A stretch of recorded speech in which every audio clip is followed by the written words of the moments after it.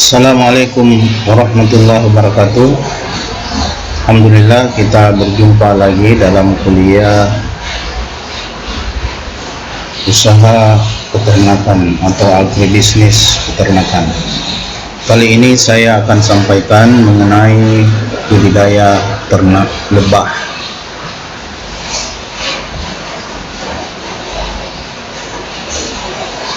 Budidaya ternak lebah ini dilakukan sesungguhnya untuk mendapatkan madu.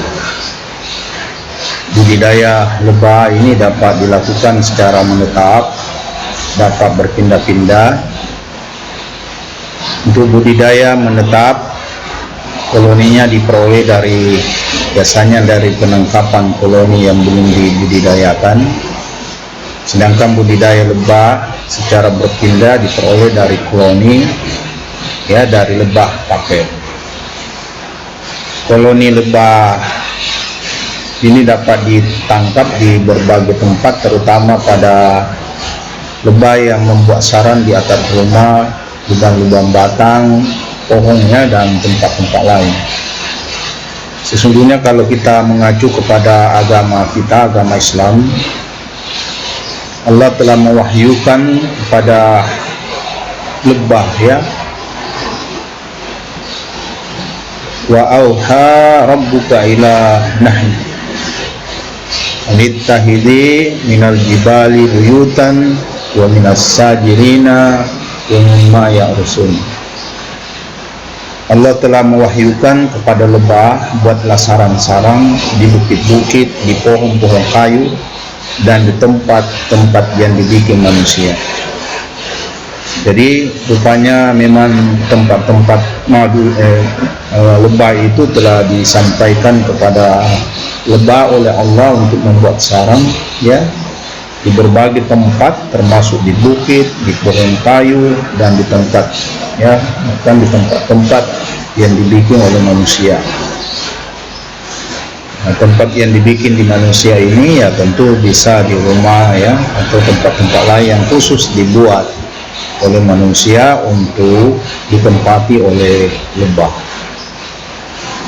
Nah, apa-apa yang mesti kita persiapkan untuk memulai usaha lebah ini, inilah yang akan saya sampaikan, yaitu kita mulai dengan mempersiapkan peralatan.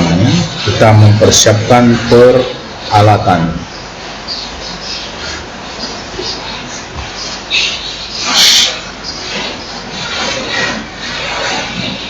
Nah, alat-alat yang perlu dipersiapkan diantaranya adalah kotak sarang lebah, kotak.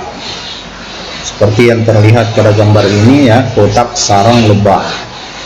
Jadi dibuatkan kotak, bentuknya terserah bagaimana. Yang penting ada nanti tempat meletakkan sisirang lebah di dalamnya.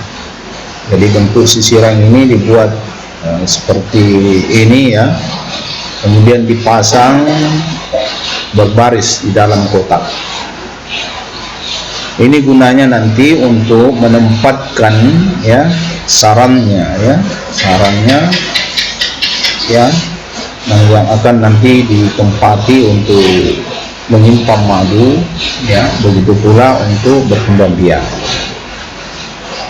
Peralatan yang ketiga adalah masker.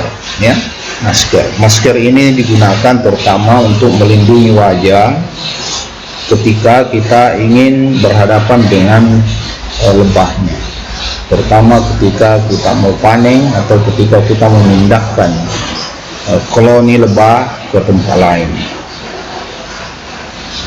Kemudian ada penyaring madu. Tentu ini penyaring dipakai untuk menyaring madu yang telah dihasilkannya agar diperoleh madu yang bersih, tidak lagi tercampur dengan sarang-sarang atau benda-benda lain.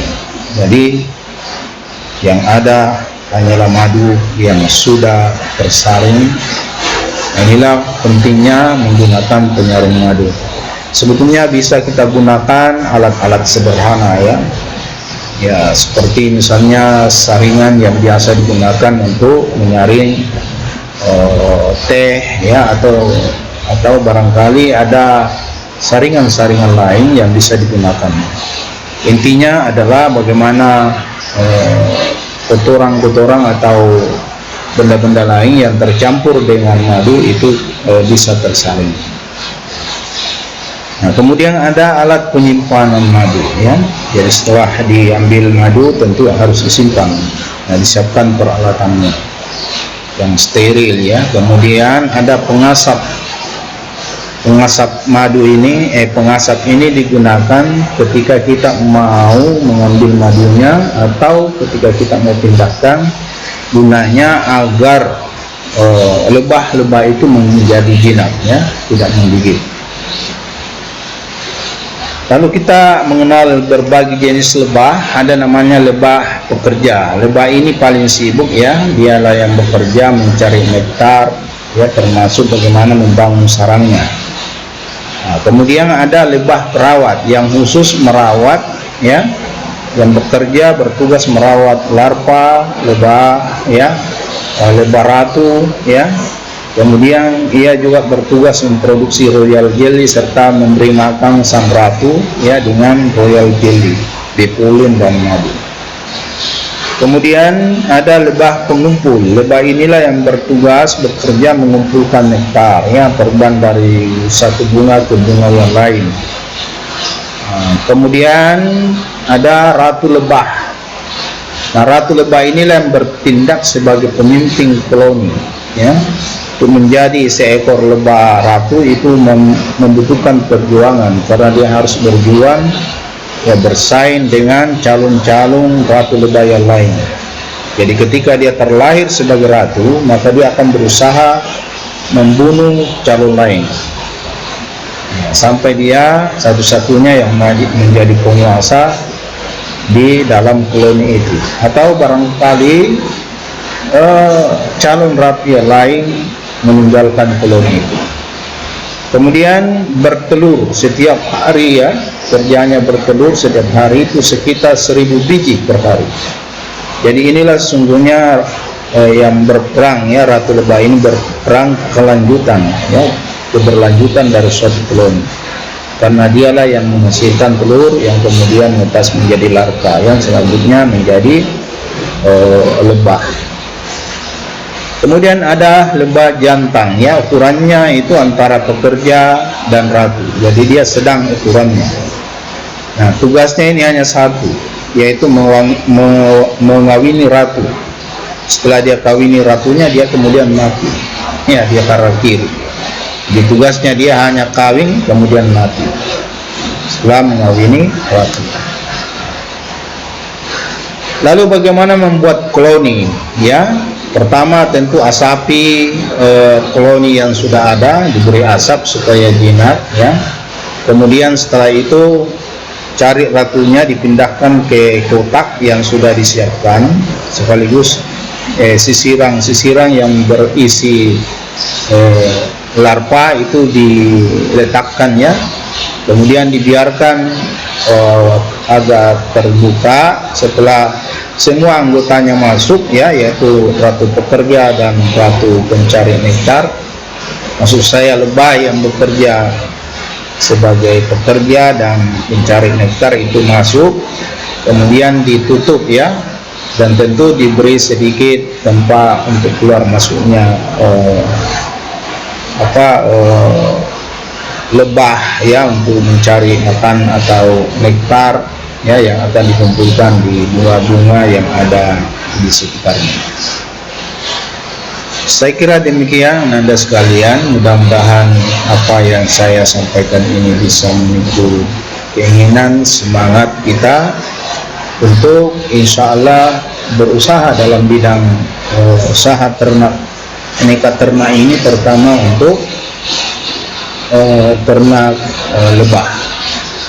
Untuk sekarang ini sangat prospek sekali ya, karena sangat dibutuhkan baik sebagai obat ya, bahkan untuk kecantikan, dan harga madu sekarang ini terutama madu asli itu sangat mahal ya, sangat mahal ya. Oleh karena itu sangat profit untuk diusahakan. Saya kira demikian. Insyaallah nanti kita akan lanjutkan lagi pada kuliah berikut, ya, yaitu insyaallah ternak burung walet. Demikian apa yang sampaikan, semoga bermanfaat. Saya akhiri. Nasrun minallah wa fathul qarib. Assalamualaikum warahmatullahi wabarakatuh.